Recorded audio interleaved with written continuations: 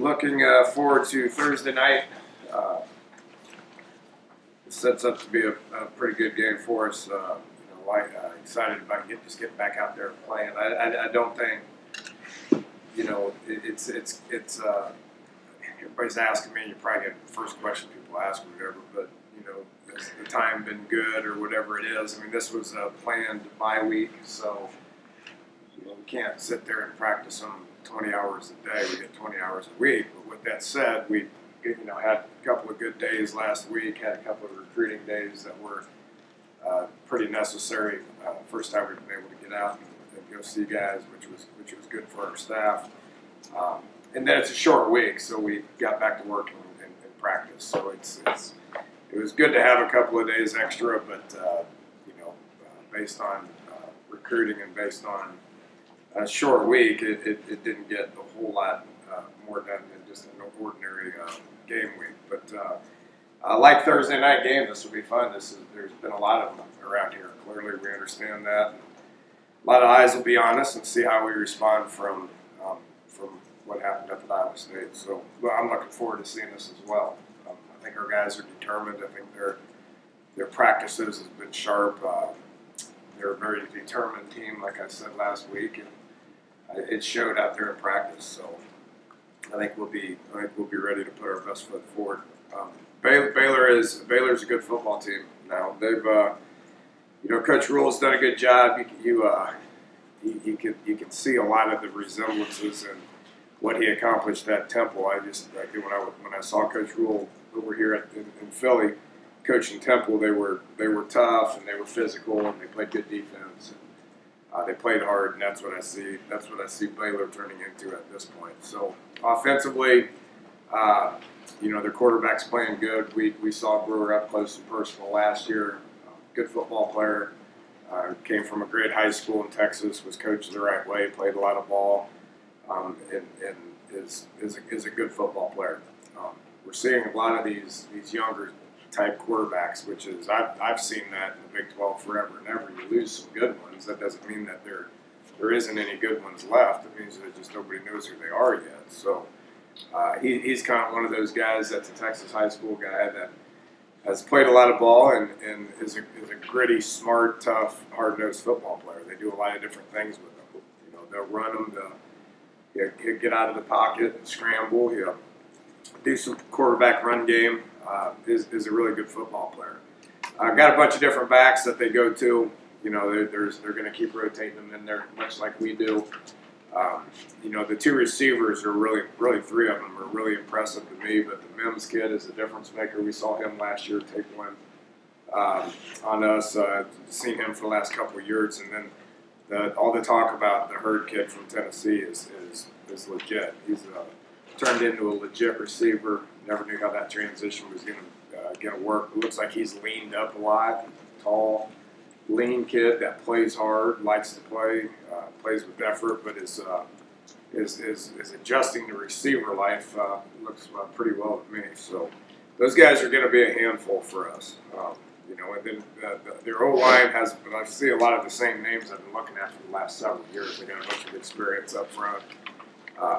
They run a lot of plays. The tempo you a lot. They'll throw it all over. They go 4 or 5 wide, and then you turn around, they'll be in 3 tight end sets, and they'll try to pound you a little bit. So they're very multiple with what they do offensively, and it all starts with the quarterback and how he runs things, which is pretty good. Defensively, they play a lot of different guys. They're very multiple defensively with what they do as well. There's the stats. I don't think is an indication of what they are defensively. They're giving up some points. They're giving up some yards. With that said, I see a bunch of improvement. They play hard. They're very sound, although they do a whole bunch of different stuff. I mean, they're a 4 down front that the blink of eye is going to be a 3 down front. Whether that's just moving a linebacker, a defensive end back. They got a couple of undersized DNs that they move around as linebackers, or just putting their nickel package and dime package in there. So they're very multiple with what they do. They'll play a lot of man. They'll play a lot of quarters.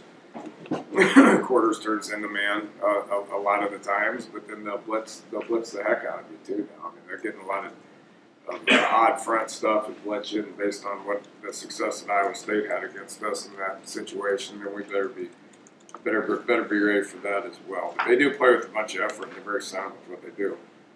Play a lot of guys, but very physical up front. They've played upwards of about 6 corners. A lot of different guys at safety. That they've had.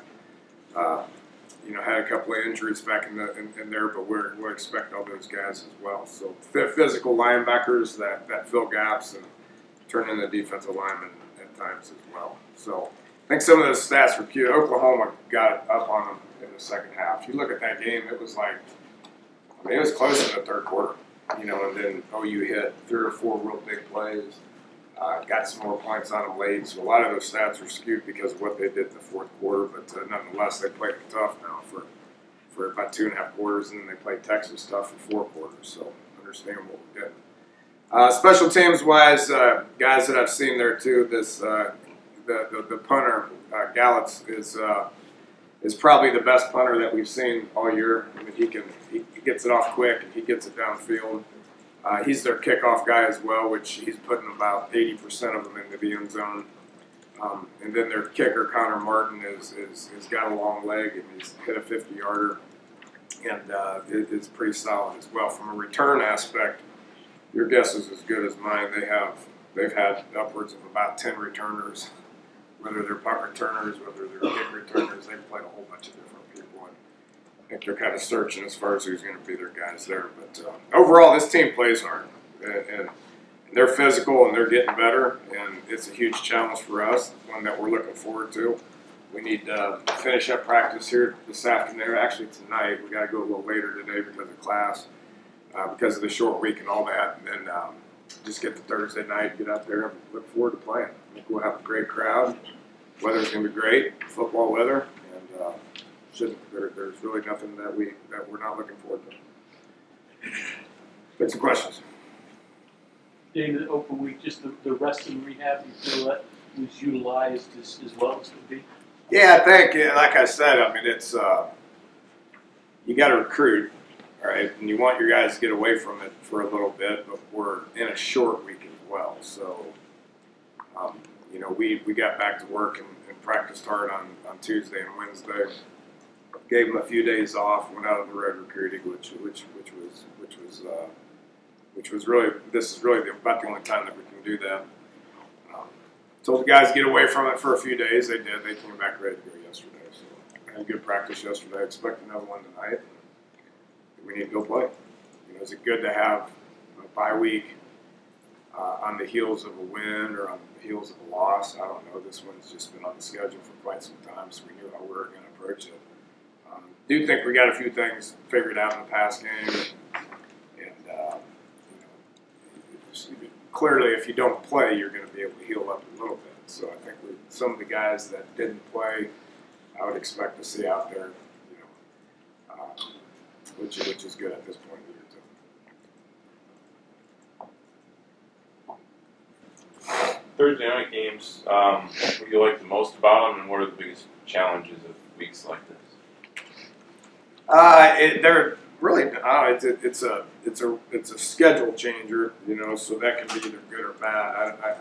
There's been enough of them around here to where we understand how to do it and all that. So, the good is a lot of eyes on you. It's good for recruiting. I remember back in we didn't really have a lot of Thursday night games in the Big 12 prior to here recently, but I would remember. Big East did.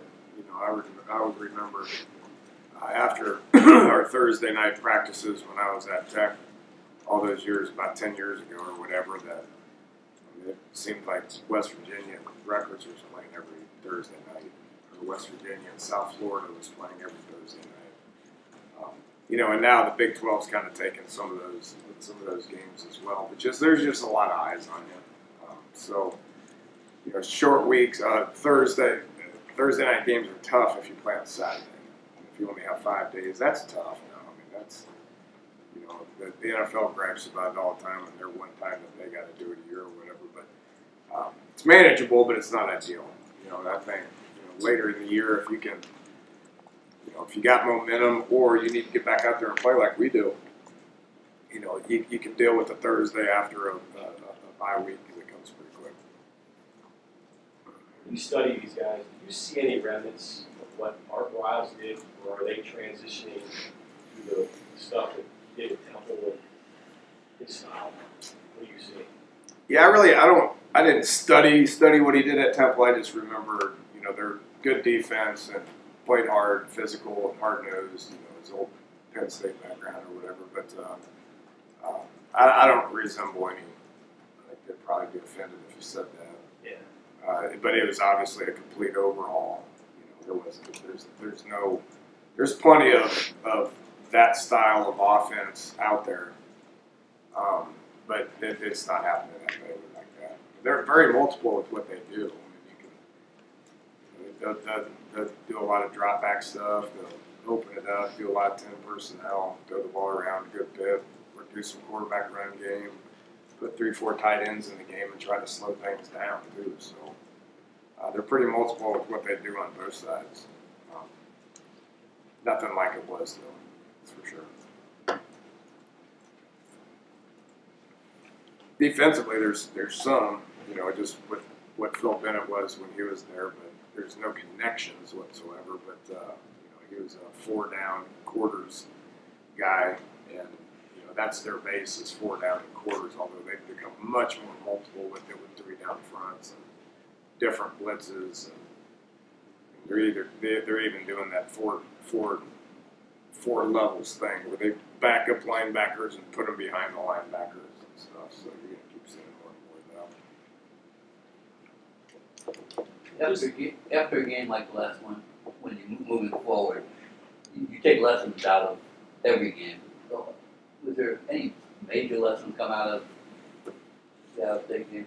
I don't want to really go back and discuss it, honestly, but I mean, just the blocking and tackling aspect of it. When you get right down to it, this game is about blocking people and tackling people. And you got to have a proper mindset. Hopefully, we want to be in a better mindset. That's my job to get them into that mindset. Better mindset this Thursday than it was the previous Saturday. I do know that we'll be a little more comfortable with our surroundings, which makes a big difference. I mean, you see it every week in college football. Happened to the Buckeyes on Saturday night too. I mean, it happens in college football. You got to be ready to go every single week, no matter who you play. Period. I don't want to take anything away from Iowa State because they played a great game. And their mindset was better than ours. Did a better job getting them ready to go than I did. But nonetheless, it comes right down to mindset and blocking and tackling. If you're in the proper mindset, you're going to block better and you're going to tackle better. And that's what we got to do Thursday.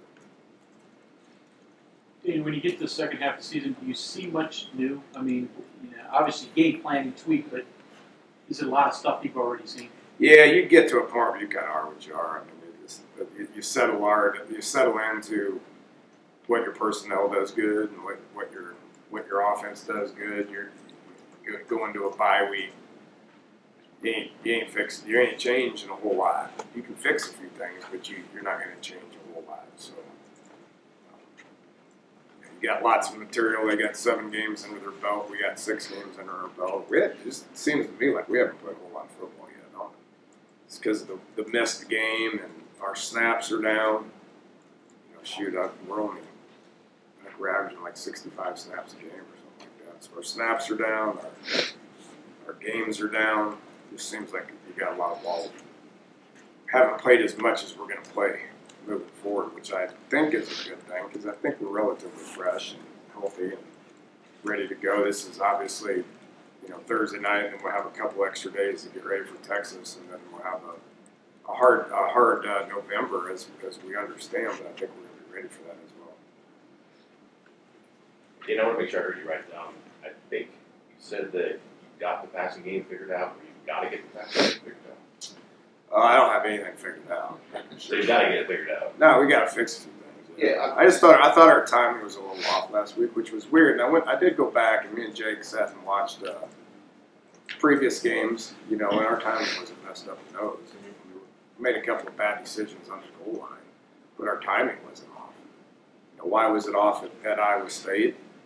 I've got some theories on it, but I don't think it would be a hard fix. But we had to go out there, and we've done this 3 times, and today we'll do it again, where we just go out there and practice hard, and work on our timing, running routes and throwing balls, and getting a couple of guys fresher and ready to go. And I think we accomplished that. I don't have anything figured out, but we did work hard on it, and I think we're in a little better spot than we were that previous Saturday night. You said your snaps are down this year to around 65 per game. Why is that? Is it just because of the teams you've played, especially teams like Youngstown, Tennessee, and Kansas State, where they play slower tempos? It probably had a little to do with that. The number of possessions we had earlier in the year was down. Even Iowa State. I mean, we had the ball 3 times in the second half or whatever. They controlled the clock, which is good coaching. But it has something to do with the amount of possessions. It has something to do with just being explosive and not running a lot of plays. I mean, we're averaging more yards per play this year than we did last year. That's positive. Just not snapping it as much. I think Will at times gets to where he just wants to be perfect so much. He sits there and he studies the defense and tries to get us in the best play, which that's part of his job. But he needs to not worry about that as much at times and just play ball. So we're holding the count probably a little bit longer as well. None of which is worrisome to me at all. None of that matters. We're going to snap the ball a lot here in the next month and a half. How do you walk the line in practice when blocking and tackling are specific things with not pushing him too much, but getting a little more physical? Yeah, you got it. There's not a whole lot you can do about it. To me, it's more of a mindset than it is anything. I'm convinced of that. I mean, you're going to get to a point where you really can. We're not going to put full pads on and go tackle people. Now you can go block people. You do a good job of moving your feet and staying on blocks. I mean, that's or defensively getting off blocks, which we didn't do a very good job of that. We're stuck on blocks all day long. But yeah, it's more of a mindset at this point of the year. You can't go scrimmage. You couldn't hold it. I guess I could have, but that wouldn't have went over very well. So we're not doing a lot of that this time of year. They limit how much you can tackle anyway. So to me, we know how to tackle. Our guys have been tackling pretty good all year long. So it's just about the mindset. That's why I said that I've got to do a better job of getting their mindset right. Dan, at this point in the year with redshirt rule, everybody who sort of you decide the redshirt is going to redshirt, even if you play him in a game or two, you try to hold the redshirt available. Yeah. I mean, we talked about Hardy as a starter, so that just ain't going to happen. But Sam James has played in a couple of games, and he hadn't played enough to where it warrants playing more. It's not fair to him. So there's a couple of them. Mike Brown will probably get some snaps here moving forward.